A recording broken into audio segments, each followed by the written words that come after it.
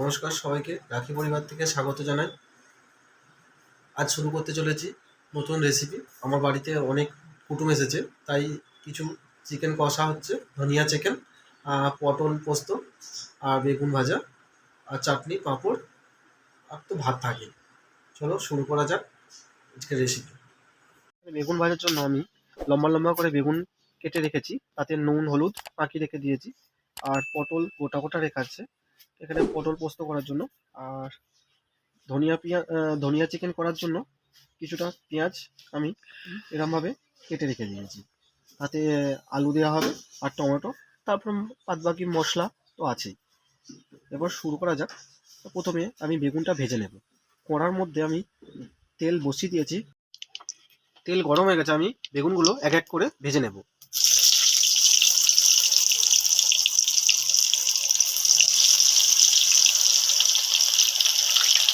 দেখুন আমার বেগুন ভাজা কমপ্লিট হয়ে গেছে।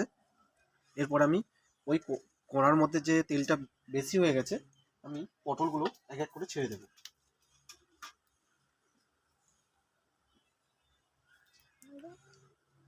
পটল আমি ছেড়ে দেবো।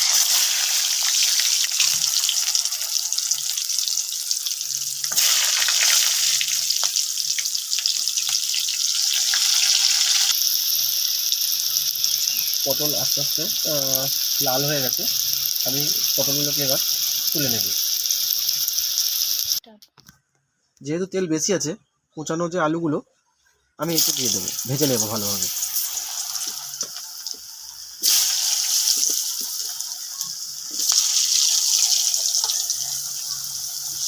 একটু নুন এতে দিয়ে দেবো, দিয়ে একটু নাড়াচাড়া করে ভালোভাবে ভাজতে দেবো।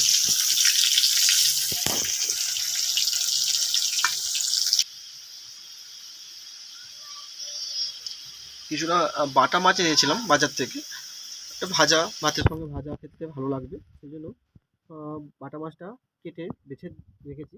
আমি এতে হলুদ মাখিয়ে নেব, হলুদটা ভালোভাবে মাখিয়ে নেব।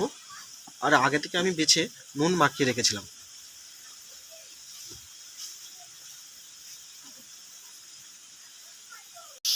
আলুগুলো আমি হালকাভাবে ভেজে নিয়েছি, আমি আলুগুলো তুলে নেব। যখন মশলা হবে তখন আলুগুলো ভালোভাবে আবার ফুটিয়ে নেব।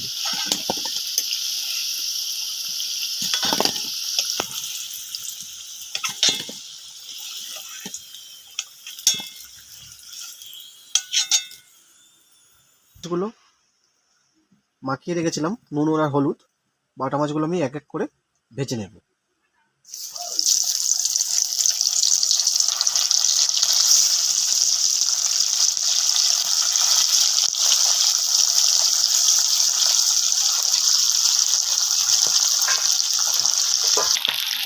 এখন বাটা মাছগুলো আমার ভাজা হয়ে গেছে, আমি এবার মাছগুলোকে তুলে নেব। ধনেটা বাটা হবে, যেহেতু ধনিয়া চিকেন করার জন্য ধনেটা আমি বাটতে পারবো না বলে শিলনোড়ার মধ্যে আমার মা বেটে দিচ্ছে ধনেটা।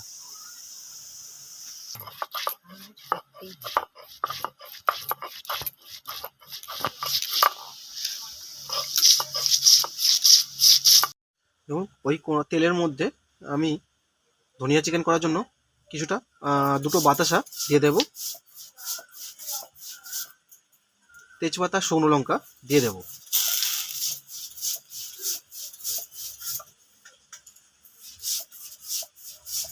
এরপর পেস্ট করা পেঁয়াজ বাটা আমি দিয়ে দেব। পেঁয়াজ বাটাটা একটু পরিমাণে বেশি দিতে হবে, তবে খেতেও ভালো লাগবে।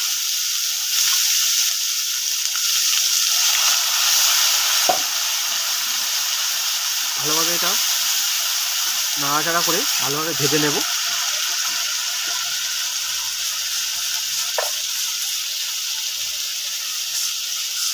এক চামচের মতো রসুন বাটা আমি দিয়ে দেব, আর একটু রসুন বাটা দিয়ে দেব।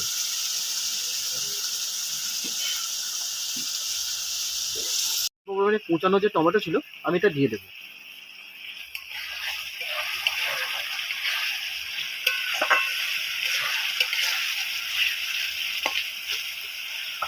ধনিয়া চিকেন করার জন্য মশলাটাকে আমি ভালোভাবে হালকাভাবে ভাজবো, কারণ বেশি কড়া না যেন হয়ে যায়। কড়া হয়ে গেলে চিকেন কষার মতো হয়ে যাবে। আমি ধনিয়া চিকেন একটু সাদা সাদা ভাবের মতো করলে ধনিয়া চিকেনটা খেতে ভালো লাগবে আর টেস্টিও হবে।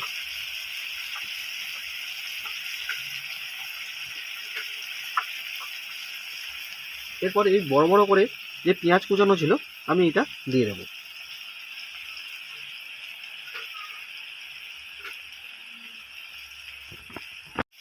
দেখুন মশলা আমার হালকাভাবে ভাজা হয়ে গেছে। এবার চিকেনটা, কাঁচা চিকেন এতে দিয়ে আমি ভালোভাবে নাড়তে নাড়তে মশলাটা আরও ভালোভাবে ভাজা হয়ে যাবে।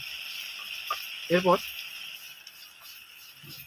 যে মুরগির মাংস ছিল আমি এটা দিয়ে দেবো।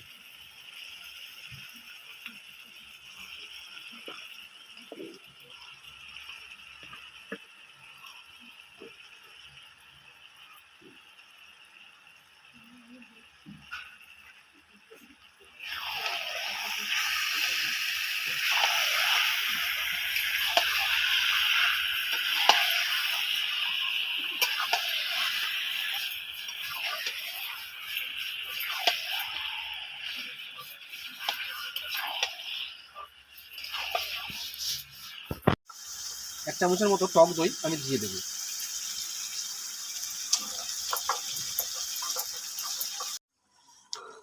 আস্তে আস্তে মশলাটা আমার ফুটছে। এর মধ্যে আমি 1 টেবিল চামচ লঙ্কা গুঁড়ো আমি দিয়ে দেবো।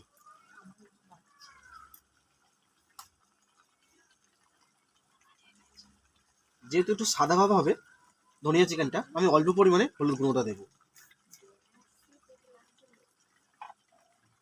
ভালোভাবে নাড়াচাড়া করে নেব।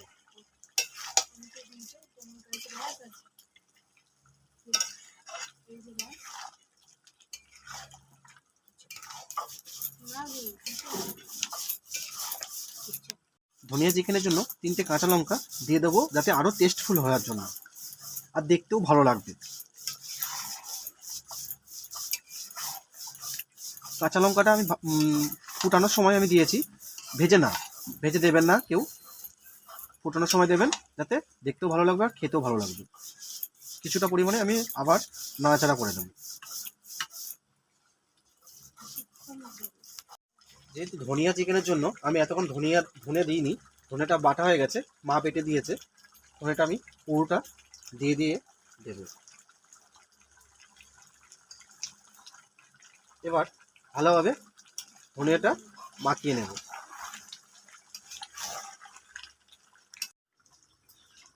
দেখুন ধনিয়া চিকেন আমার রেডি হয়ে গেছে। একটু পাতলা করেছি যাতে একটু ভাত দিয়ে মাখানোর মতো খাওয়া যায়। বাড়ির সবাই তো খাবে, তাই করেছি। এবার হয়ে গেছে, আমি এটা নামিয়ে নেব। দেখুন ধনিয়া চিকেন আমি ঢেলে নিয়েছি। এরপর এটা ছোট্ট টিপস, তবে আরও সুগন্ধ লাগবে। এখানে সানরাইজ মিট মশলা আমি কিছুটা পরিমাণে ছড়িয়ে দেব।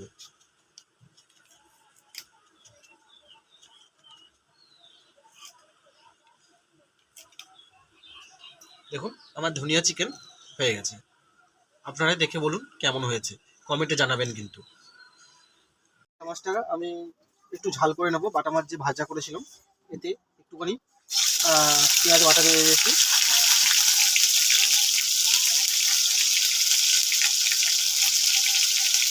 কিছুটা পরিমাণে আদা আমি এতে দিয়ে দেবো।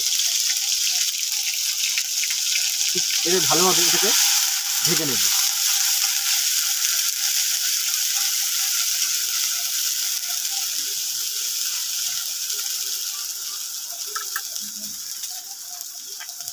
সামান্য পরিমাণে নুন দেব,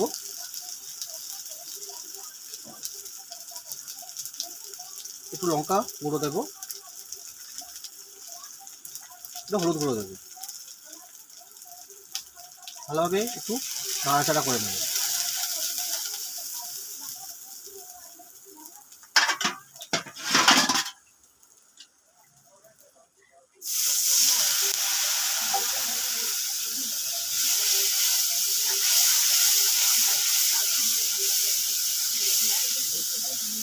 মশলাটা আমার হালকা ভাজা হয়ে গেছে। এবার বাটা মাছগুলো যে আছে আমি এতে দিয়ে দেবো, দিয়ে একটু ভালোভাবে নাড়াচাড়া করে নেবো, যাতে মশলাটা মাছের ভেতরে হবে।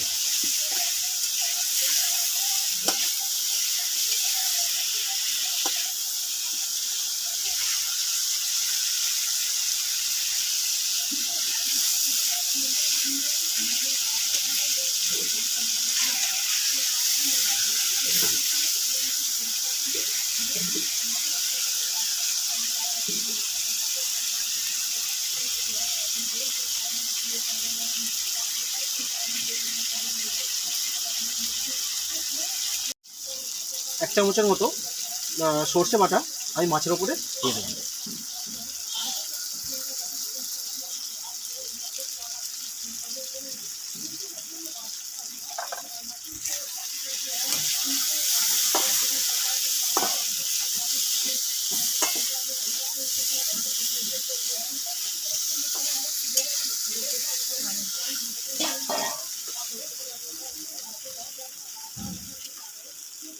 বাটা মাছ ঝাল আমার হয়ে গেছে। কিছুটা পরিমাণে আমি সর্ষের তেল এতে দিয়ে, কাঁচা সর্ষের তেল দিয়ে নামিয়ে নেব।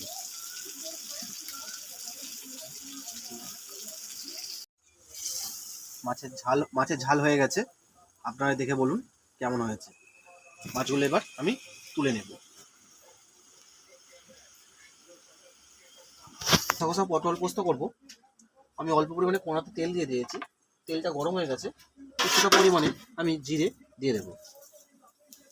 দেখুন জিরেটা আমার একটু হালকা ভাজার মতো হয়ে গেলে কিছুটা পরিমাণে পেঁয়াজ বাটা আমি দিয়ে দেব।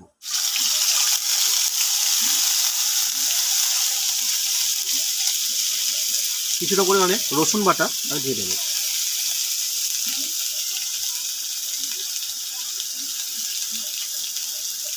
কিছুটা পরিমাণে আমি আদা বাটা দিয়ে দেব। ভালোভাবে এটাকে নাড়তে থাকবো।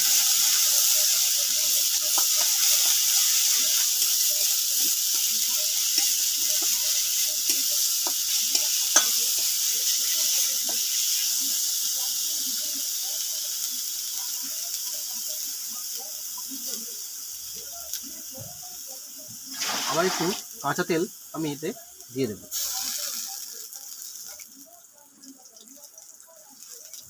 ভালোভাবে মশলাটা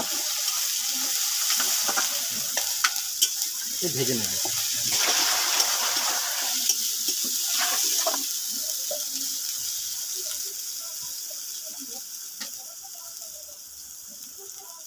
এরপর যে টক দই এতে একটু দিয়ে দেব।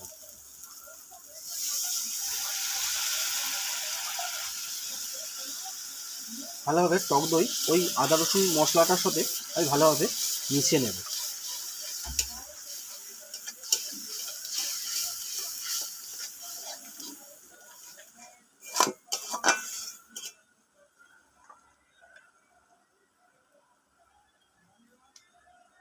এই মশলার সাথে আমি অল্প পরিমাণে হলুদ গুঁড়ো দিয়ে দেব, অল্প পরিমাণে লঙ্কা গুঁড়ো দিয়ে দেব,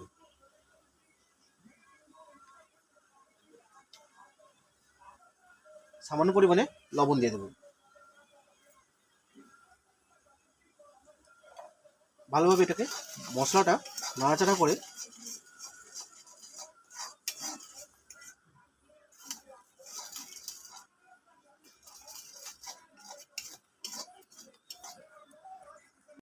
এরপর আমি যে পটলগুলো ভাজা ছিল আমি এতে দিয়ে দেব, দিয়ে ভালোভাবে নাড়াচাড়া করব।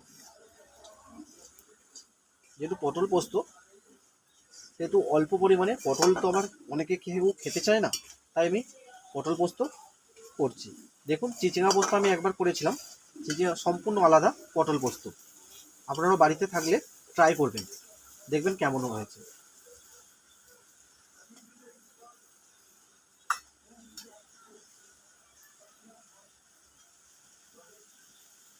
এরপর পটল পোস্ত মানে এই যে পোস্ত বাটাটা আমি এতে দিয়ে দেবো।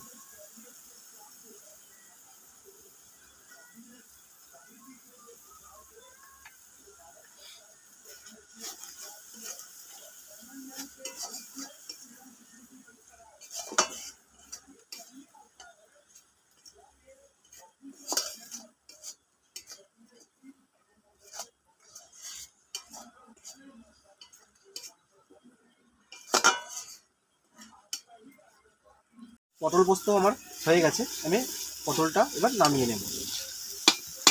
দেখুন ধনিয়া চিকেন রেডি হয়ে গেছে। আপনারা দেখে বলুন কেমন হয়েছে। দেখতে পাচ্ছেন কেমন কালার হয়েছে, তেল বেরিয়ে আসছে। আপনারা বাড়িতে ট্রাই করবেন, কেমন হয়েছে কমেন্টে জানাবেন। দেখুন পটল পোস্ত দেখতে পাচ্ছেন কেমন হয়েছে বলবেন। আর বাটা মাছের ঝাল, বাটা মাছটা দেখতে পাচ্ছেন এরকম সাইজের বাটা মাছ কিনেছিলাম, আর সেটাকে আমি ভেজে ঝাল করেছি। তার সাথে আছে গরম ভাত আর বেগুন ভাজা। আজকের মতো টাটা। আপনারা ভালো থাকবেন, সুস্থ থাকবেন, এইটুকু কামনা করি।